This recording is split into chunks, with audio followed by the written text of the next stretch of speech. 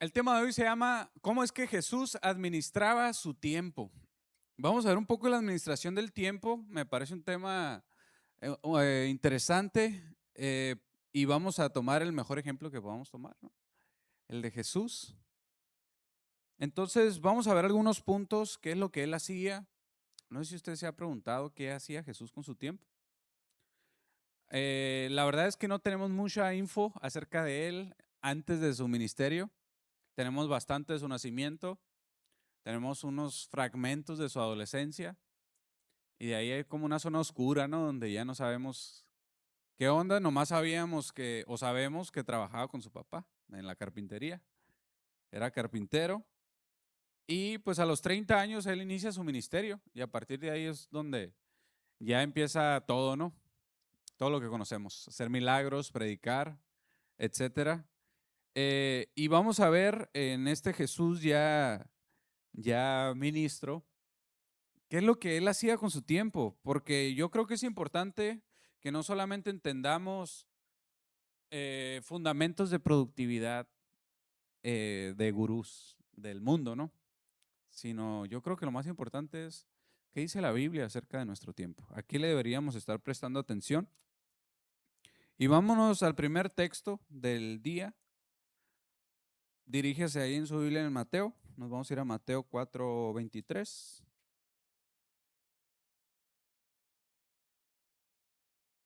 Dice así.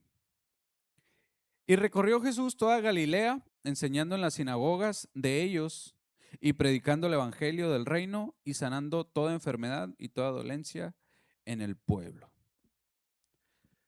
El primer punto que Jesús priorizaba, vamos a ver tres nomás, va a estar muy sencillo ahora, así que espero poder tener su atención. El primer punto es que él priorizaba obviamente su ministerio, ¿ok? Su trabajo ministerial, eso es algo bien importante. Dice que él sanaba, predicaba, evangelizaba, es lo que él hizo con su ministerio. Y es que él tenía algo muy especial y era una misión clara. Una misión clara es el inicio o la base para que toda nuestra vida tenga sentido y todo encaje. Hay un orden de pasos claves para una vida productiva y el primero de todos es precisamente ese, tener una misión clara. Primero es tener una misión clara. ¿Qué es lo que vas a hacer con tu vida? ¿Para qué naciste? ¿Por qué estás aquí? ¿A qué te vas a dedicar? Pues. La segunda es la organización. O sea, ya una vez que sabes para qué estás aquí, entonces tienes que organizar toda tu vida alrededor de esa misión que Dios te entregó. La organización. Y ya después viene otra cosa muy importante que es la consistencia. Entonces, dijimos, misión, organización, consistencia. Ya que sabes para qué estás aquí, ya no andes vagando, pues ya no andes buscándole, como dicen, seis o tres pies al gato, ¿no? O sea, ya sabes para qué estás aquí, organiza tu tiempo y después sé consistente con eso que te funcionó. Pero lo primero que tenemos que saber es para qué estamos aquí. Y fíjense que esa misión le entrega a Dios y te la entregó antes de que te mandara al mundo. Va implícito adentro de nuestro espíritu. La Biblia dice que el Señor o Dios es el Padre de los espíritus. Nos depositó un propósito, nos mandó aquí a la tierra y nosotros tenemos que entonces saber para qué es que nos mandó a la tierra. Y una vez que lo revela, ya podemos hacer todo lo demás. Hay una parte también en Mateo, vamos a estar leyendo mucho Mateo ahora, casi todas las citas son de Mateo porque pues estamos hablando de Jesús. Nos vamos a ir a Mateo 16, vamos a leer del 21 al 23. Jesús anuncia su muerte. Dice, desde entonces comenzó Jesús a declarar a sus discípulos que le era necesario ir a Jerusalén y padecer mucho de los ancianos, de los principales sacerdotes y de los escribas, y ser muerto y resucitar al tercer día. Entonces Pedro, tomándolo aparte, comenzó a reconvenirle, diciendo, Señor, ten compasión de ti, en ninguna manera esto te acontezca. Pero él Volviéndose, dijo a Pedro, quítate de delante de mí, Satanás, me eres tropiezo, porque no pones la mira en las cosas de Dios, sino en las de los hombres. Imagínense qué tan claro tenía Dios cuál era su propósito, Jesús en este caso, que incluso a un discípulo amado, en el momento que le dijo, apiádate de ti, ¿cómo puede ser que eso te va a pasar? En ese momento Jesús le dice, apártate de mí, adversario. ¿Ok? O sea, Él está diciendo, todo aquel que me aparte de mi propósito es mi enemigo, es mi adversario. Es equivalente a Satanás mismo. Toda persona que me aleje de mi propósito. Yo creo que para tener esa determinación, primero tenemos que tener una seguridad del 120% de para qué estamos aquí. Porque nada te produce una determinación tan grande como la seguridad de saber para qué estamos aquí. ¿Ok? Y Jesús ya una vez sabiendo esto, ya todo lo que no lo dirigía a eso, sabía que era pérdida de tiempo. Relaciones, pasatiempos, lo que sea. Ya él se dedicó por completo al ministerio. ¿Ok? Dice, todo empieza, les voy a leer en una parte, dice, todo empieza con una visión clara, dada por el que decidió enviar tu espíritu a este lugar en este tiempo de la historia. Vamos a ir al punto número 2. Jesús priorizaba su tiempo de oración.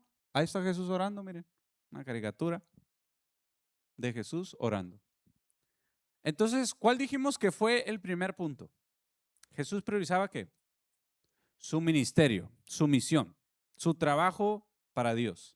Pero hay otra cosa bien importante, que es la oración y la meditación, o sea, el tiempo a solas con Dios. Seguimos en Mateo, nos vamos a ir ahora al capítulo 14. Vamos a leer nomás el 22 y el 23. Enseguida Jesús hizo a sus discípulos entrar en la barca e ir delante de él a la otra ribera, entre tanto que él despedía a la multitud. Despedida la multitud, subió al monte a orar aparte y cuando llegó la noche estaba allí solo. Estaba solo. ¿Y se fue a qué? A orar. Entonces, así como es importante trabajar, también es importante recargar. Y en estos tiempos de intimidad con Dios, nosotros solos es donde nos recargamos. Nuestras baterías almáticas, espirituales, emocionales, es donde Él renueva nuestras fuerzas para poder seguir dándole. Y es que cuando nos ponemos en modo productivo, a veces en lo último que pensamos es precisamente en que nos tenemos que detener primero a orar y a meditar. Como que cuando estamos productivos es como que pensamos que entonces hay que ponernos a hacer las cosas, ¿no? Pero se nos olvida que primero necesitamos conectarnos a la fuente, que es Dios.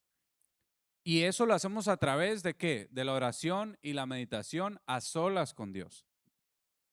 Si no, es como si estuviéramos apurados por llegar a otra ciudad en el carro y digamos, no me voy a parar a echar gasolina porque quiero llegar ya. Obviamente esa omisión de recargar te va a salir peor porque va a llegar un punto donde ya de plano te vas a quedar tirado y ya ni siquiera vas a llegar a donde querías llegar. Entonces, aunque esta analogía se oye muy simple, a veces, a veces así somos en lo espiritual. Queremos nomás activismo y trabajo y córrele de aquí, que el evento, que el podcast, que la oración. Y tenemos un chorro de cosas que hacer en la iglesia. El estudio bíblico, hay gente que todavía se mete un curso en línea y un montón de cosas tenemos que hacer. Y a veces de tanto que queremos abarcar, se nos olvida lo más importante que es nuestro tiempo a solas con Dios. Eso es indispensable y tiene que abarcar una gran parte de nuestro tiempo. Miren, hay una parte en Lucas, vamos a leer Lucas 6, del 12 al 13.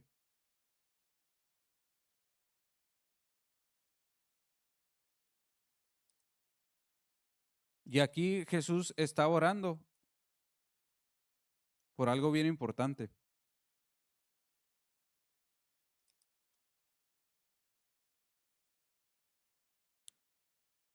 Pego esta cosa. En aquellos días, él fue al monte a orar y pasó la noche orando a Dios. Y cuando era de día, llamó a sus discípulos y escogió a 12 de ellos, a los cuales también llamó apóstoles.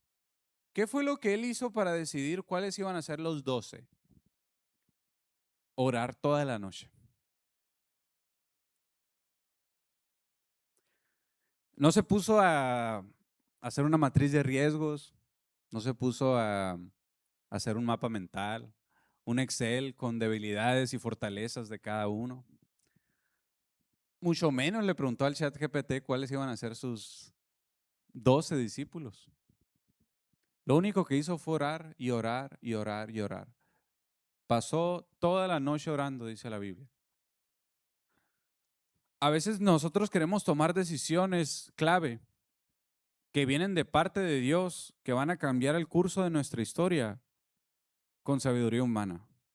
Y ahí es donde nos tropezamos. Porque hay cierto tipo de decisiones que no se pueden tomar con tu inteligencia humana.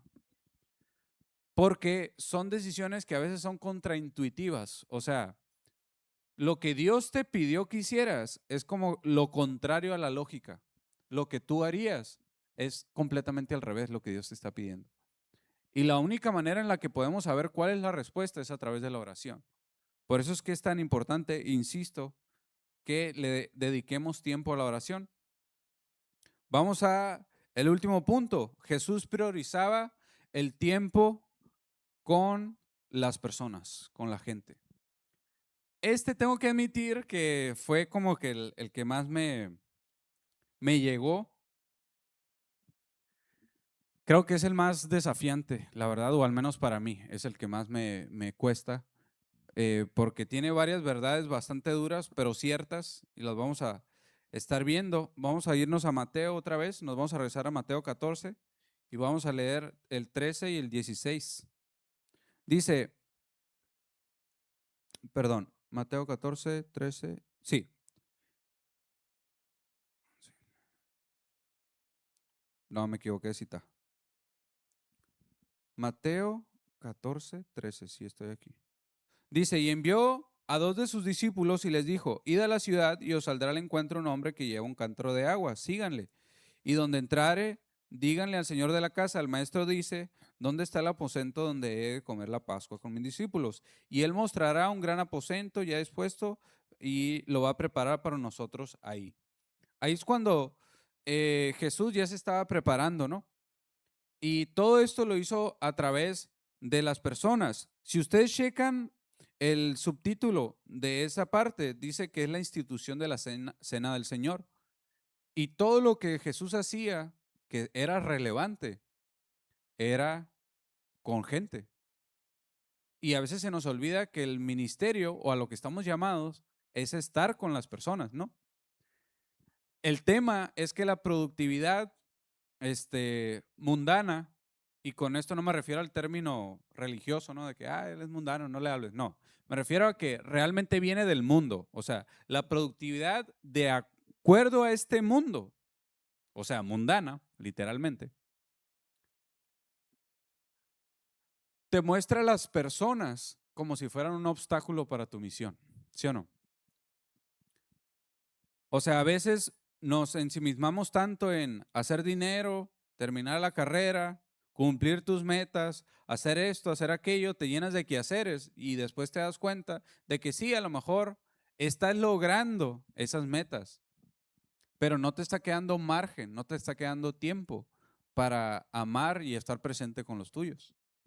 Entonces estamos perdiendo todo el sentido de por qué estamos aquí.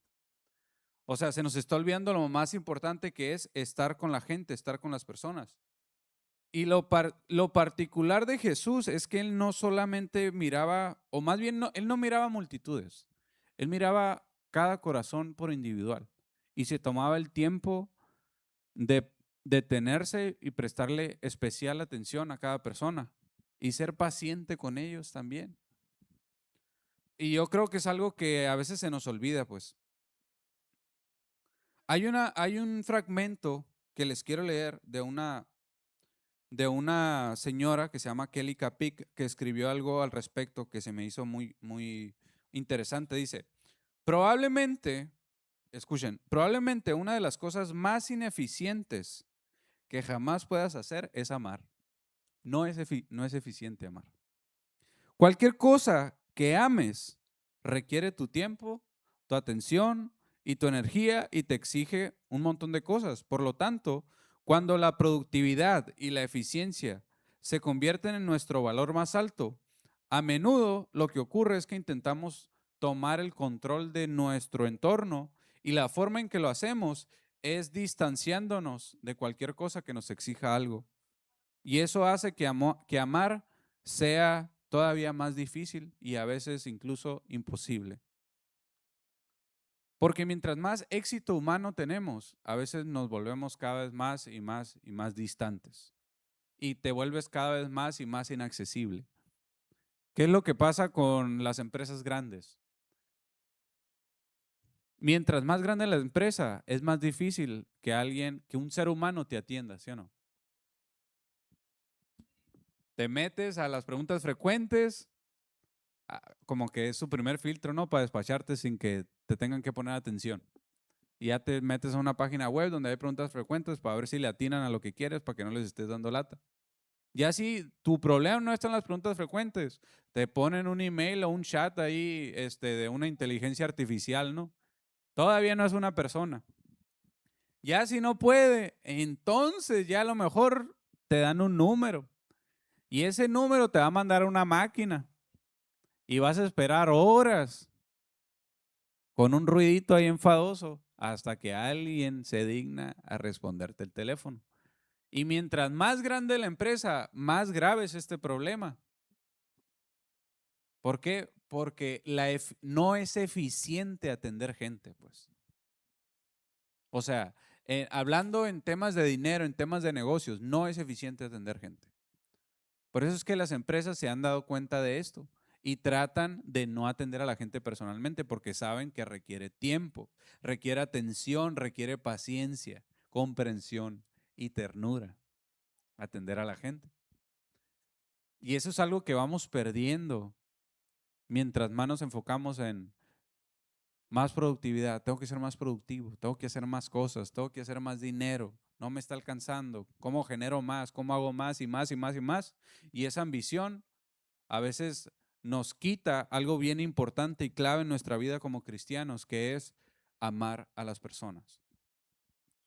Por eso es que el amor es tan ineficiente, porque requiere que te detengas y que pares todo lo que estás haciendo para atender a esa persona, estar presente con ella, tenerle la paciencia, escucharla y amarla como lo amaba Jesús. Y hay varios ejemplos de esto, como por ejemplo cuando estuvo con la samaritana, ¿no? La atendió personalmente. Y Jesús tenía una agenda súper llena, donde sea que iba estaba lleno de gente. Hay una parte en Mateo 8, de hecho, Mateo 8 del 1 al 3, donde Jesús atiende a un leproso.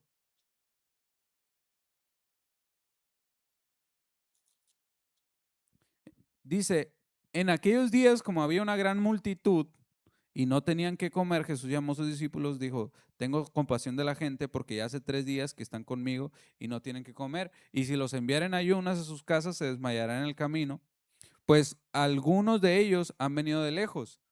Aquí nos damos cuenta de que Jesús tenía compasión de la gente al punto de que no solamente les predicaba, sino que también les daba de comer. Y de hecho, hay una parte donde Jesús, hay una parte donde Jesús le acaban de decir que mataron a su primo, Juan, y era una persona bien cercana a él. Y él estaba predicando, le avisan esto y él se va, dice que como que se sube a la panga, no sé, la barca que tenía y se va al otro lado de la costa para estar a solas un tiempo, porque pues obviamente estaba agüitado porque se acaba de morir su primo Juan, no era cualquier cosa. Él simplemente quería un tiempo, un break de la gente para poder procesar esto. Sin embargo, la gente dice que lo siguió por la orillita, siguió caminando y caminando hasta que dieron con Jesús otra vez. Y Jesús, en lugar de decirle lo que cualquier persona normal le hubiera dicho, déjenme estar un rato nomás, denme chance. Se acaba de morir un familiar, déjenme orar un rato, ahorita los entiendo. Dice que en vez de eso, él vio a esa multitud como ovejas sin pastor y le dio compasión en el corazón y se puso a atenderlas, aún con esa bronca tan grande que traía en el corazón. Porque acuérdense que él era Dios, pero también era humano. También le dolía, así como a nosotros nos duele cuando se muere alguien muy cercano. Y de todos modos atendió a la gente. Y no solamente la atendió, sino que también les dio de comer. O sea, imagínense qué gran amor el de Jesús para estarnos atendiendo aún cuando él se sentía mal. Yo creo que ese es un amor que solamente puede venir de Dios. Es un amor extraordinario. Y esa es la clase de amor que nosotros necesitamos para poder pastorear, para poder trabajar con gente. Sin ese amor, ¿qué vamos a hacer? ¿Ustedes creen que sea posible mantener un ministerio sin esa clase de amor? Claro que no, no se puede, es imposible. Todo el ministerio se basa en el amor. Si el amor no es nuestra motivación, nos va a tronar esto y bien rápido, porque nos vamos a enfadar. En el momento que se nos olvida que estamos haciendo esto por amor, la motivación por continuar desaparece. Y cuando no hay motivación, ya no hay nada, ya no queda nada, pues. Y ya no podemos seguir fingiendo que queremos hacer algo que en realidad no sentimos que estamos llamados a hacerlo, porque se nos olvida el motivo, que es el amor. Entonces, el punto de esto es, cuando tú estés haciendo tu lista de tareas, no sé si tienes una manera o un sistema de que en la mañana apuntes algo, o los domingos, un día a la semana, no sé. O si tengas un calendario, una agenda de papel o electrónica, deja un margen ahí para que tengas un tiempo para estar con los que amas. Sí, porque si no, estás perdiendo todo el sentido de lo que estamos haciendo. Podrá ser muy productivo para el mundo, pero productividad para Dios no es. Productividad cristiana es muy difícil, perdón, es muy diferente a la productividad del mundo, porque valoramos cosas completamente diferentes. Para el mundo sí podrás estar facturando mucho, pero para Dios no estás facturando nada. A Dios Dios lo que espera es que ames, ¿sí? Es qué tanto amaste, qué tanto te diste, qué tanto te sacrificaste, qué tanto te pareciste a Jesús en ese sentido de amar a las personas y estar presentes con ellas, dejar el teléfono por el amor de Dios unos minutos y ver a la gente a los ojos y preguntarles qué hay en tu corazón, cómo te sientes. No sé si a ustedes les ha tocado, pero a mí, yo cada vez lo hago, lo veo más frecuente, no sé si porque yo una vez lo noté que a mí me pasaba y como que ya lo quiero hacer en las otras personas, ¿no? Como que evalúo qué tan dispuestos están las personas para escuchar, no tanto para hablar, pues. O sea, siempre pasa que en un círculo social alguien va a querer dominar toda la conversación, no te va a dejar hablar. ¿Sí? Y tú vas a dar tu opinión y esa persona la va a aplastar instantáneamente con una opinión que, número uno, va a tratar de ser superior a la tuya y número dos, va a demostrar que le importó un pepino lo que acabas de decir. Y a veces lo hacemos inconscientemente, ¿sí? A veces no lo hacemos ni en mala onda, ni nos damos cuenta de lo mal que nos estamos viendo al no escuchar a la gente. O sea, está bien que hables, camarea, qué bueno que cotorrees, es parte de, ¿no?, de la convivencia y todo eso, qué bueno. Pero a veces hay gente que no te deja hablar o cuando hablas te interrumpe o cuando le estás hablando agarra el teléfono, aunque cuando él estaba hablando tú dejaste el teléfono. Y a veces esos malos hábitos los hacemos tan automáticos que ya ni cuenta nos damos. Y eso es de lo que estoy hablando en este momento. Cuando estemos con alguien, estemos presentes con esa persona, amémosla y escuchémosla y realmente démosle ese tiempo, porque yo creo que eso es lo que nos hace sentir cada vez más y más vacíos, pues. Que nuestras pocas interacciones humanas que tenemos, que cada vez son más escasas, eh, las pocas que tenemos, no las sentimos o no alcanzamos a disfrutarlas, porque estamos con la mente en todos lados, menos en esa persona. A veces incluso está nuestra mente en nosotros mismos, ¿no?